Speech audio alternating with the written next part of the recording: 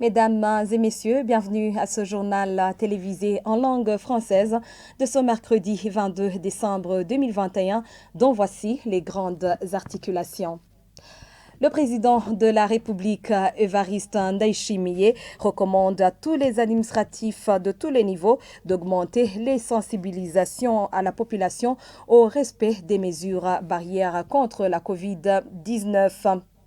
Et en page agriculture plutôt, 10% des agriculteurs burundais utilisent des semences sélectionnées. Cependant, le long du processus dans l'octroi des marchés dans ce secteur entrave la chaîne semencière. Voilà pour l'essentiel et tout de suite les détails.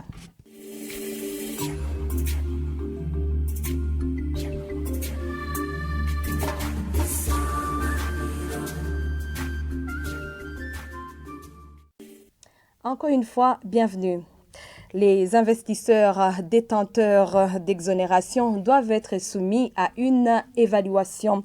C'est la déclaration du président burundais en marge de la célébration de la journée du contribuable burundais, édition 2021. Le président Évariste Ndayishimiye mitige l'impact des exonérations en cours dans le pays. Suivez-le.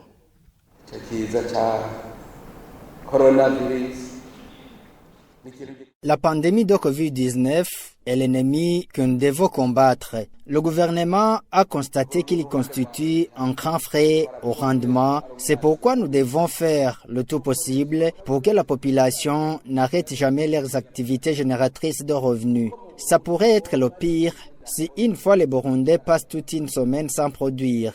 Le dépistage coûte très cher hors de nos frontières. Comment est la situation de ceux qui ne possèdent pas de l'argent dans ces pays? N'est-ce pas le manque d'assistance? Ici au Burundi, le dépistage et les médicaments sont gratuits. Mais vous n'êtes pas sensible à tout cela. Je le dis souvent et je le répète. Le premier vaccin contre la COVID-19, c'est le respect des mesures barrières. Certains sont morts alors qu'ils s'étaient fait vacciner. D'autres sont tombés malades et pourtant ils s'étaient fait vacciner. Ne vous trompez pas. Vous pouvez être infecté même si vous êtes vacciné. La meilleure façon... On s'excuse un peu pour ce petit problème technique. Toutefois, je vous disais que les investisseurs détenteurs d'exonération doivent être soumis à l'évaluation. C'est du moins la déclaration du président burundais. C'était en marge de la célébration de la journée du contribuable burundais, exercice 2021. Le président Évariste Ndayishimiye mitige l'impact des exonérations en cours dans le pays. Le point avec Jean de Dieu Ilakodz. Lors de la célébration de la journée dédiée aux contribuables, édition 2021 ce mardi à Bujumbura, le président de la Chambre fédérale du commerce et de l'industrie du Burundi a rassuré l'exécutif burundais d'octroyer des exonérations pour rentabiliser les ressources disponibles au pays.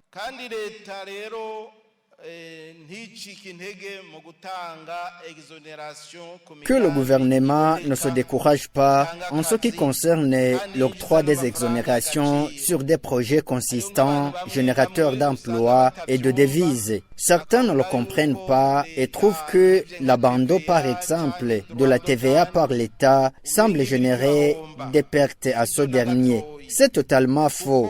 Car si l'investisseur amène un projet dans le pays, il y a de l'emploi en premier lieu. Ensuite, il remplace les importations.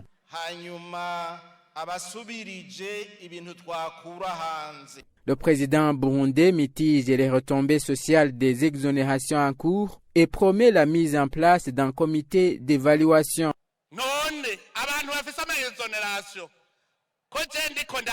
Si j'analyse, je trouve que les bénéficiaires des exonérations ne font rien de profitable pour le pays. Que l'on continue dans cette voie. D'ailleurs, j'instruis le ministre des Finances de mettre en place une commission d'évaluation sur la rentabilité des exonérations en cours. Si le bilan est négatif, on va suspendre ces avantages et si c'est rentable, on va poursuivre avec ce rythme. Cette journée dédiée aux contribuables burundais a été célébrée pour la 6e édition. Merci Jean de Dieu Hirakodze pour ton reportage. La population burundaise doit être suffisamment sensibilisée sur la mise en application des mesures barrières contre la COVID-19. C'est la recommandation du président de la République aux administratifs communaux, aux gouverneurs provinciaux et aux comités communaux œuvrant dans le domaine de la protection sociale. Lors de la 7e Assemblée générale de cette commission, le président Évariste Ndayishimiye estime que la pratique des mesures barrières est la meilleure façon de se protéger contre la COVID-19. Suivez-le.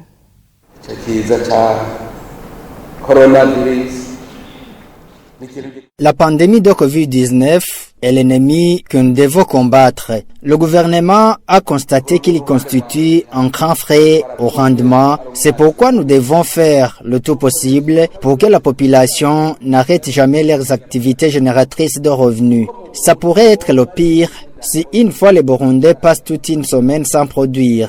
Le dépistage coûte très cher hors de nos frontières. Comment est la situation de ceux qui ne possèdent pas de l'argent dans ces pays? N'est-ce pas le manque d'assistance? Ici au Burundi, le dépistage et les médicaments sont gratuits. Mais vous n'êtes pas sensible à tout cela. Je le dis souvent et je le répète. Le premier vaccin contre la COVID-19, c'est le respect des mesures barrières. Certains sont morts alors qu'ils s'étaient fait vacciner. D'autres sont tombés malades et pourtant ils s'étaient fait vacciner. Ne vous trompez pas, vous pouvez être infecté même si vous êtes vacciné. La meilleure façon de se protéger contre cette pandémie n'est autre que respecter les mesures barrières. Lavez vos mains et dépistez-vous à chaque moment. Imaginez si on songe au confinement alors qu'il existe des gens qui vivent du jour le jour.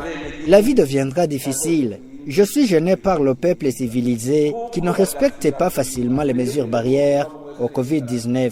Pourquoi la pandémie commence par menacer les habitants de Bujumbura au lieu de ceux de l'intérieur du pays? Cela montre que vous n'êtes pas prêt à lutter contre cette pandémie.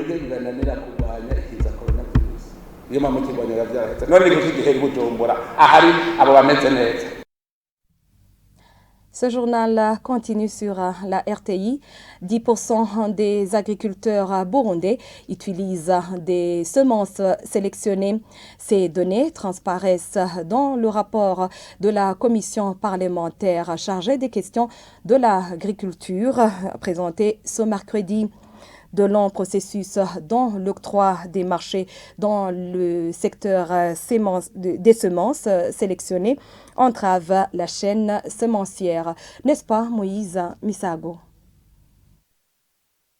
Ces données des agriculteurs qui utilisent des semences sélectionnées, le ministre de l'Environnement, Agriculture et Élevage trouve que la situation a évolué. Deogui Derurema estime que ces données ne sont pas à considérer. La production de la pomme de terre sera abondante au cours de cette saison, trouve ce député. Il craint que cette production soit inutile. J'ai des inquiétudes de ce que je vois. Des coopératives sont en activité. Je vois que pendant cette saison, il y aura une grande production de la pomme de terre. Mais je vois que la population n'a pas de place pour conserver cette production. Je voudrais savoir ce que vous êtes en train de faire pour que cette production ne soit pas inutile. Le ministre Deogui Derurema tranquillise que des hangars régionaux ainsi que des usines de transformation seront construits.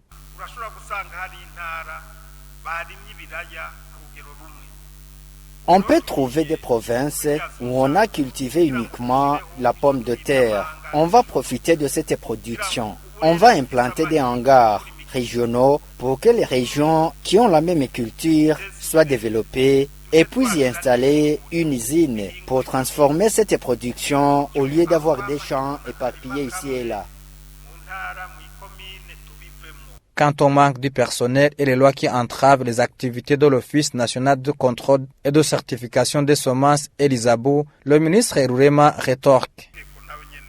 Vous les députés, vous devez nous aider pour voir s'il y a une loi ou une lacune qu'on peut réviser afin de répondre aux besoins de la population. Le manque du personnel est connu, je l'ai déjà transmis. Je soutiens qu'on ait de moyens afin de se rendre sur terrain pour répondre aux doléances de la population. À la question de la cherté des semences sélectionnées, le ministre de l'Environnement, Agriculture et Élevage ajoute qu'il y a un programme d'appuyer les agriculteurs pour avoir accès au crédit à faible taux d'intérêt dans des banques. Merci Moïse Misago pour ce reportage. Poursuivons par cette actualité en bref. Tenue ce mercredi d'une réunion extraordinaire des chefs d'État et de gouvernement des États membres de la communauté de l'Afrique de l'Est par vidéoconférence. Le Burundi a été représenté par le vice-président Prosper Bazombanza. Et dans un communiqué sanctionnant cette réunion, les chefs d'État ont réceptionné le rapport des experts sur la demande d'adhésion de la République démocratique du Congo à cette communauté. Cette commission d'experts a recommandé d'entamer le dialogue avec la RDC sur son adhésion à cette communauté afin de dresser un rapport final au mois de février de l'année prochaine. Au Madagascar, le secrétaire d'État à la gendarmerie a survécu à un crash d'hélicoptère en plein océan Indien. Les informations que nous tirons sur Euronews indiquent que des rafales de vent sont la cause de ce crash aérien. Images et commentaires. L'émotion d'un homme qui a frôlé la mort. À Madagascar, le secrétaire d'État à la gendarmerie a survécu à un crash d'hélicoptère en plein océan Indien. Il a dû nager ensuite 12 heures pour rejoindre le rivage. Sa survie tient du miracle. Très éprouvé, l'homme revient sur l'accident. Il était environ 19 heures, dit-il. Les conditions de vol étaient bonnes. Il y a eu une rafale de vent. C'est cela qui a provoqué l'accident. Ce n'est ni la faute du pilote, ni une défaillance mécanique. L'hélicoptère a plongé et s'est crashé dans la mer. Je n'avais pas de gilet de sauvetage, mais le pilote et le mécanicien en avaient un. Je me suis servi d'un coussin de siège comme gilet et c'est ainsi que j'ai survécu. Le pilote et un autre gendarme présents à bord de l'hélicoptère sont en revanche portés disparus. Un troisième gendarme a réussi à rejoindre la côte, sain et sauf. Le secrétaire d'État malgache a été aperçu en mer par ce pêcheur. Il était environ 4 heures du matin, nous étions en train de régler nos voiles quand nous l'avons vu. Il a appelé à l'aide, il disait « Au secours, notre hélicoptère s'est crashé, aidez-nous ». Avant de se crasher, l'hélicoptère faisait route vers le site d'un naufrage qui a fait des dizaines de morts et de disparus.